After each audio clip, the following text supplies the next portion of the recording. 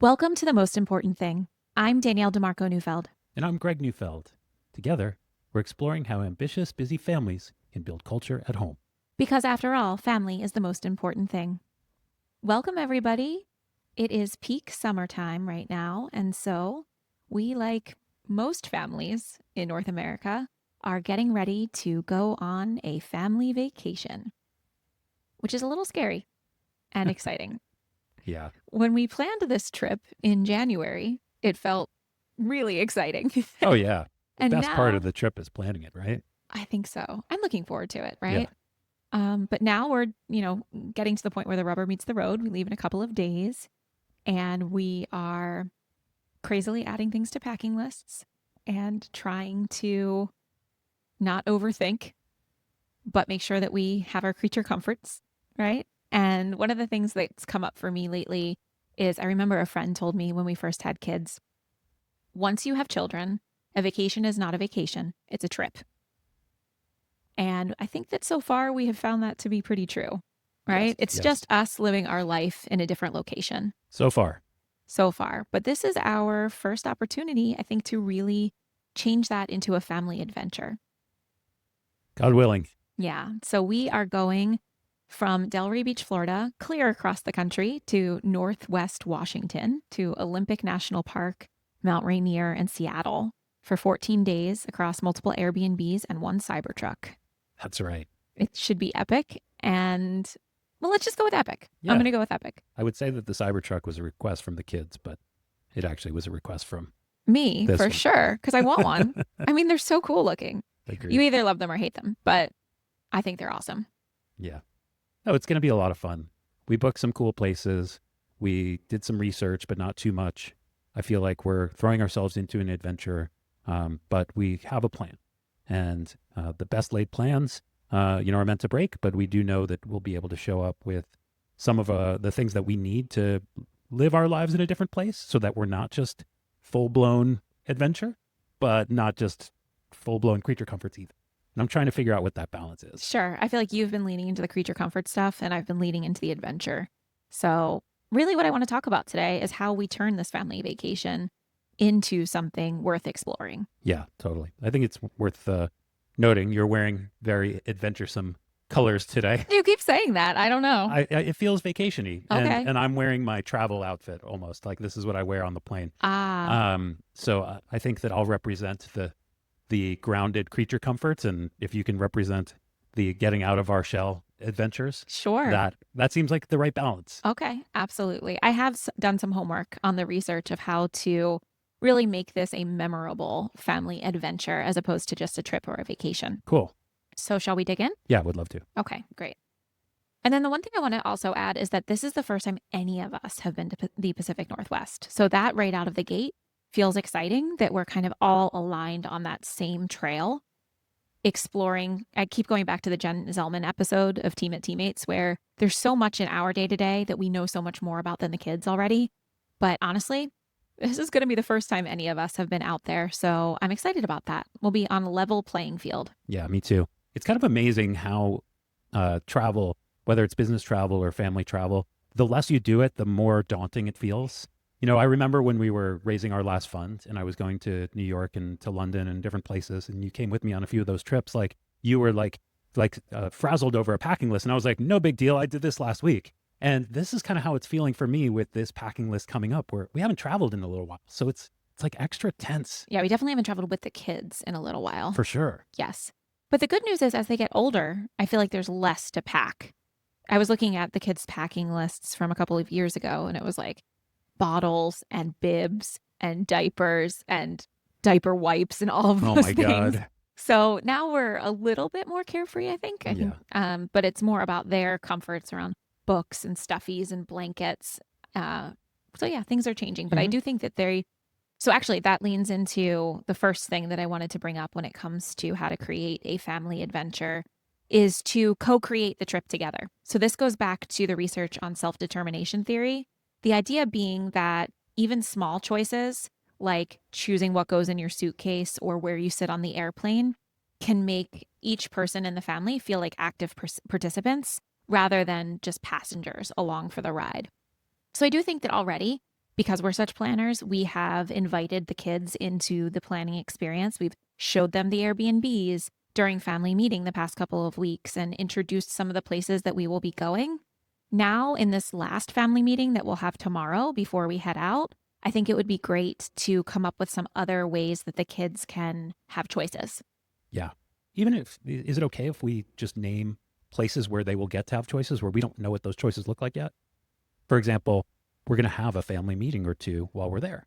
I didn't even think about that. Yeah. We are indeed. And part of those will be snacks. So let's make a plan for the kids to be able to pick out a snack from something that's out there that we don't know that exists yet. Sure. Whatever kind of snacks they have in Washington State. We're acting like we're going to Mars. For them, it is. I mean, maybe for me too, honestly. A little bit. I mean, yes. But like, how do we bring some excitement to those rituals, make them memorable, and give them some choices that they wouldn't normally have at home? Sure. And one of the ideas that I heard about is to make an adventure jar. So like something that we could do this weekend is write down 10 simple ideas, like spotting a red bird or finding the log with the most moss on it, things like that we can, and I like to be prepared. The worst thing that could happen is if we prepare and then we never use these things from the adventure jar because we don't have to. That's great. I love the adventure jar. I think that's awesome. Let's do it. Cool. It reminds me a lot of something else that we're going to need to call on, which is what do we do when the kids are bored, right? So when they say bored around here, we have a board jar. Yes. And so I'm thinking on the adventure jar, is that the board jar too, or do we have a way to combat those words? I'm bored, I'm hungry, I'm tired. Like, how do we play that? I mean, they're still going to be our kids. They're just going to be in a different space. So absolutely, there will be periods of boredom. But I think this is like the first step in co-creating this trip is really a mindset shift to we are explorers, we are adventurers, and we're all in this together. Yeah. And there's going to be a lot of things. There will be a lot of things that you and I don't know. Right. And so we will all be on the same team in that regard. I think that this will be helpful because a lot of times at home, the I'm bored is kind of a look towards you and me to fill in what they should be doing. But we can just and so here we refer them to the board jar. But there, like we will be in the same position as they will be. True. So Very I think true. This family as a democracy vibe that we continue to talk about can really be emphasized on this trip. Okay. Okay. Great. So that's the first one, co-create the trip. The second is root in intention. So this comes from positive psychology research, particularly Martin Seligman's work, that emphasizes when you consciously set intentions, it improves well-being, purpose, and connection. So the actionable step that I heard was to figure out a family why. Why are we going on this trip? Is it to slow down, to explore nature, to try new things? And so one thing that we did as a family earlier this week was we word clouded our why. The Nufitos in particular were excited about new beds, different houses, different food. I think that I am pretty excited about experiencing different types of nature than we have here in Florida. I'm going to say some of the things that you are excited about as far as our why. Different air and different scenery like mountains. Those two things. I think we're very used to the flat and we're very used to the humid. And we're going to get the opposite of those two. So that's really exciting for me to show the kids that that's part of the country that they just don't experience. That it's not something that they can't travel to. It's just something that they haven't yet. Yes, seeing snow is another big one. I really hope that there is some snow on the mountains because being Floridians now, these kids really want to see snow. So if it doesn't happen this time, we're going to have to make it happen on our next adventure. Yeah. Learning a new skill together. That was another one that came up. I think this will really be around hiking because we've done some smaller hikes before as a family. But now, especially the kids having a lot of outdoor time at tennis camp over the summer, I think that they've increased their stamina a bit. And so I'm excited to increase our hiking skills together. For sure. Bonus points if we can see the sunset over the ocean. Oh man, I don't know if that's going to happen. We go to bed so early as it is, let alone when there's a 3-hour time difference. But I know. A boy can dream. That's right. So we'll see. But yeah, root and intention. And then on the trip, actually talking about our intentions. Like, do you remember how you said you wanted to learn a new skill together? So maybe this is it. Yeah, that recall is going to be important. I think so. Already this morning, I don't know if you heard me in the gym tell Jade when she was doing such an awesome family workout and she had such endurance during our little squat song. I said, Jade, I'm going to call on you to be the leader when times get tough during our longer hikes. I'm going to look to you to motivate your brother and sister to keep going. Yeah, I heard you say that, and I watched her, and I think she really like grasped onto that power. Let's see, guys. Who knows? if, We're trying. if anyone's going to do it, she will. A lot of this is just about my own anxiety reduction. I feel like if at least if I prepare, then I've done enough, right? And then I can prepare ahead of time and then be more present during the trip. So create the trip together, root in intention. And then the third one, which is one of my favorites, is to embrace shared challenges. So you know me, I love a good log, like from any type of team building experience. And so the idea here, which comes from resilience research, shows that overcoming manageable stress as a family builds collective coping skills. So we're going, and we've already done this naturally, but we are going to include a few stretch activities. Again, being hikes primarily, but also just long days. Like our first day getting out there is going to be a very long travel day, but frame it as part of the adventure. Yeah, no, I think that's a brilliant way to frame it for the kids, to give them kind of like a chant to keep going. Like, this is part of the adventure. And we're all on the same team. This is hard. Yeah. This is outside of our comfort zone. Yeah. But this is something that we are going to get through together. That's right. So embrace shared challenges. Okay. So the next one is amplify moments. And this one's my favorite. I really love this. So Daniel Kahneman's research has found something called the peak end rule. And it's that families remember vacations based on standout moments, peaks, and how they ended, not every detail. Whew, this feels great to me because I cannot be on for 15 days straight. Like there's just no way we're not going to have meltdowns and rage and tantrums and you name it, we will have it. But I love this idea that if we create certain very exhilarating, wonderful moments, moments full of wonder, and we are intentional about the way that we end the trip, that we can really capture lightning in a bottle, if you will. Yeah, I like that. It also helps with, I'll call it the FOMO, the literal fear of missing out, like on one of the places that we must see. If we don't do that, I remember as a kid, we went to California and my brother and I were so exhausted from the trip. And instead of going to Hearst Castle, we begged our parents to like stay at the hotel and watch movies while they went out and did Hearst Castle. And I remember having a great time with my brother, and, you know, our parents came back and gave us such a scolding, like, you know, you really missed out. It was so great and this and that. And I was like in, I don't know, 7th grade, 8th grade, something like that. I didn't care, you know? So I think about that as an adult now, as a parent, like what happens if our kids don't want to go to one of the places that is on our hit list that like we have to see. And so what you just said is a really helpful reframe, which is it's not about hitting everything. It's about the peaks and it's about how you end it. So we want to make sure that we're aligned on what we do and not that we're dragging kids kicking and screaming to something that they don't want to do on day 8 after they've been hiking, 7 days in a row. That's such a great point. I love that. That's very freeing, I feel. And also, just to add one of my favorites, so my parents and I, and because I was an only child, we often brought a friend with us. So we went on a ski vacation when I was in middle school, and one of my friends had moved to California, so she met us in Utah.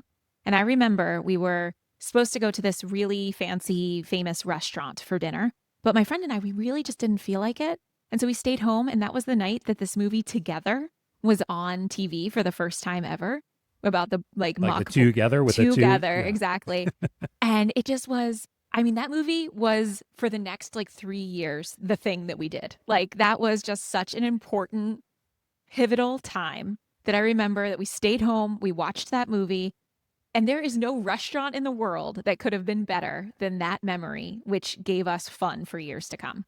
I love that. So sometimes it's like, you know what? We can watch a movie in Utah. We can watch a movie in Washington. Yeah. We're going to have some rest days. These kids can't go.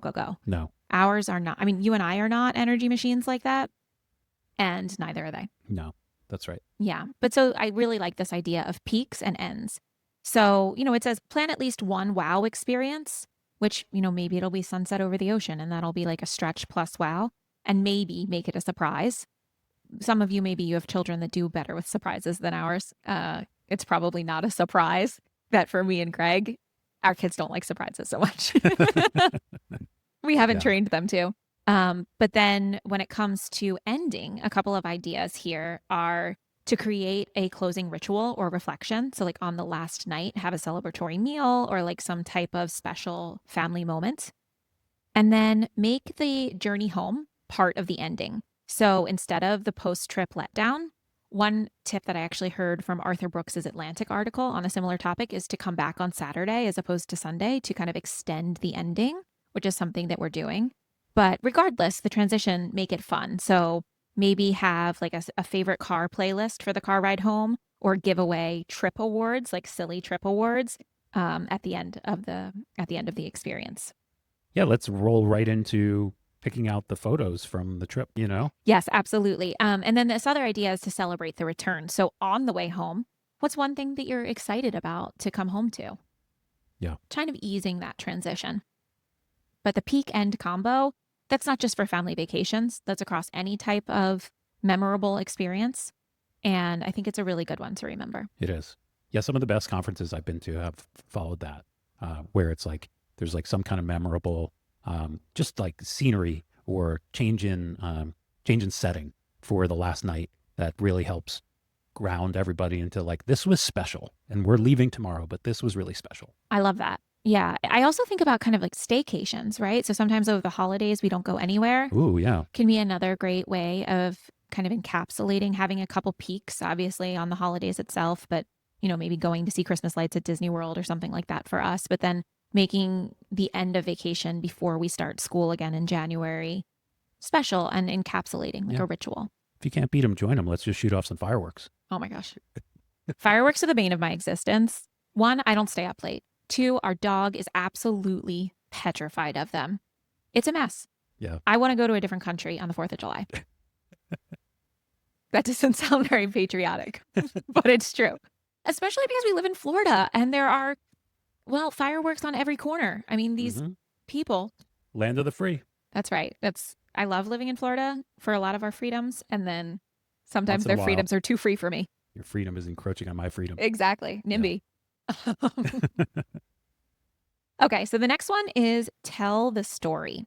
So as we know from our second episode on family stories, Marshall Duke and Robin Fivush have done a lot of research where they show that telling stories about shared experiences builds meaning and family cohesion. Family cohesion, ding, ding, ding, thing we're always looking for, right? And so the actionable step here is to create a way to document shared memories and be intentional about it before you get there. Yeah. And so this can be anything from a family shared album to recording short audio clips of the kids describing their favorite moments. And then you can turn them into like a trip video log or podcast. Or even doing just like a family story night that you record where someone tells the story of the day in 3 sentences, something like that.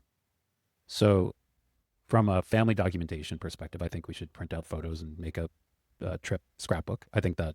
Let the kids. Yeah, that's what I mean. Is let the kids do it. I don't want to do what my parents did, which was make it and just put it on the shelf.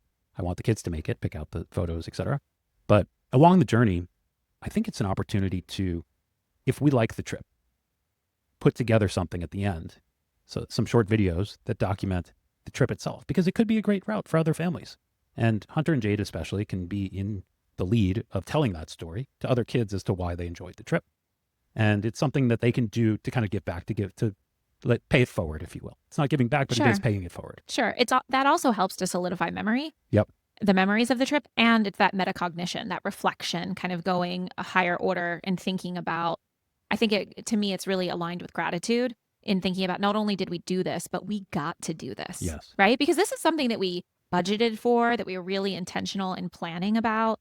This is a big deal for our family, both from a time standpoint, from a money standpoint, and from an adventure standpoint. And I think there's got to be something to narration and solidifying the memory even more than just passive documentation. I think it's the story making of it all. Yeah. Right? It's the story making of it all. And you're starting to touch on my last one, which is extend it home. So going back to Martin Seligman's work, he suggests that recalling and savoring positive experiences boosts happiness and resilience. So definitely create something physical out of the memories that you encapsulate and that you memorialize along the trip. And then I think that one's pretty obvious. The other one that I heard is bring trip themes into the home life. So if there was a great meal that you had in the Pacific Northwest, can you recreate it at home?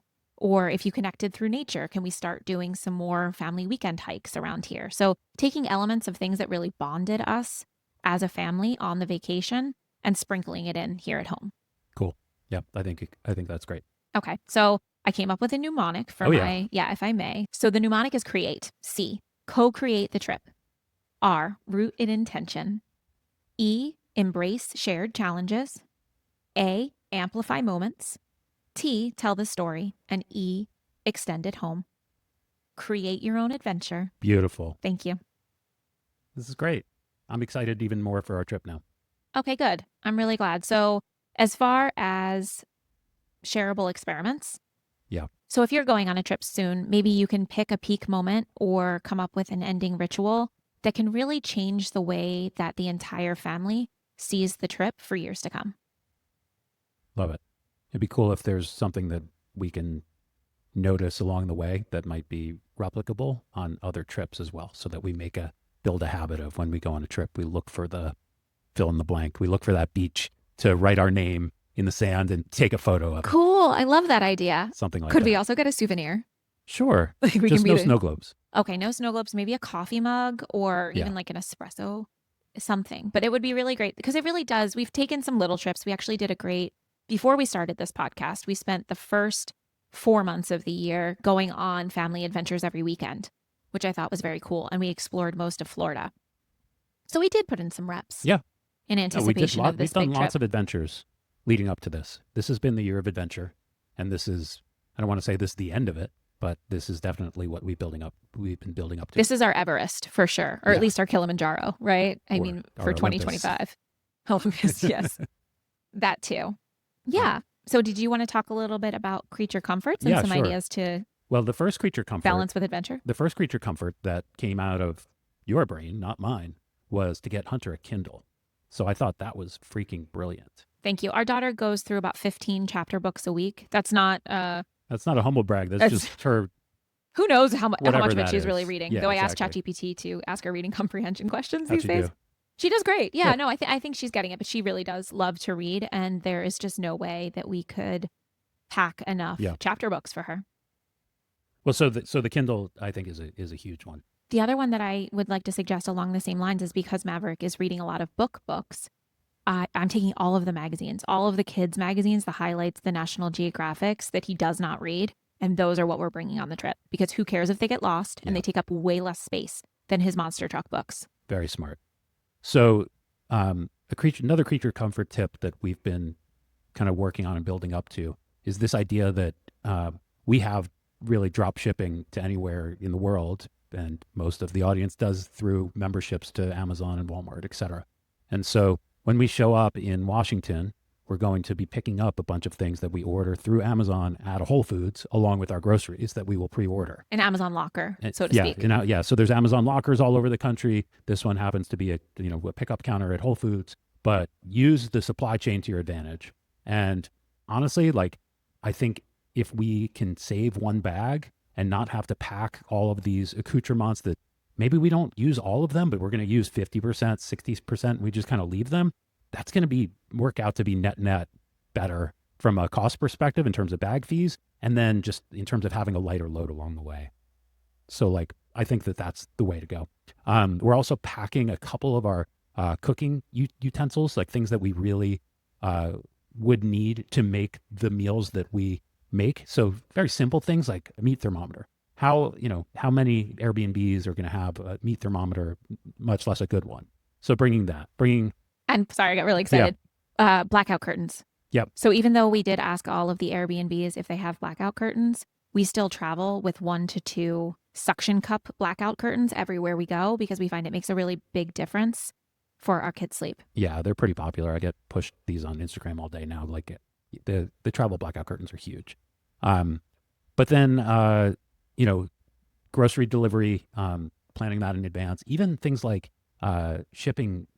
I've thought about this. We might do it. Shipping meat and steaks and things to one of the Airbnbs. We're a big meat family. Just because, like, I don't know what I'm going to be able to procure in Port Angeles, Washington, but I do know that the place that I get meat from ships to 50 states. So, like, maybe I'll do that. But those are some ideas. I think that the big one that we have every time we travel these days is just to rent our car or similar, just because, like, we know that the car seats are going to work. We know that, that we know how it drives. Like, there's just no guessing. And so this time it's a Cybertruck, but substantially similar to the car that we drive.